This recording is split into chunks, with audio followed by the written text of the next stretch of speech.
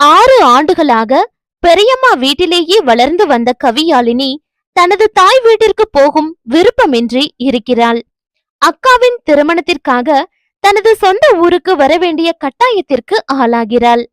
அங்கே அவளை ரயில்வே ஸ்டேஷனில் வரவேற்க அக்காவை மனம் செய்ய போகும் மாப்பிள்ளையே வருகிறான். கவியாழினியிடம் அவன் அதிகப்படி உரிமையோடு பேச அவனை முழுதும் தவிர்க்க முடியாமல் தடுமாறுகிறாள். கவியாழினியின் திருமணம் யாருடன் நடந்தது? தாய் வீட்டை வெறுத்து உறவினர்கள் வீட்டில் அவள் தங்கியிருந்த காரணம் என்ன?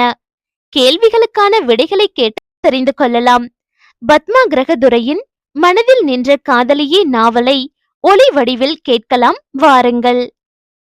6 ஆண்டுகளாக பெரியம்மா வீட்டிலேயே வளர்ந்து வந்த கவியாழினி தனது தாய் வீட்டிற்கு போகும் விருப்பமின்றி இருக்கிறாள். அக்காவின் திருமணத்திற்காக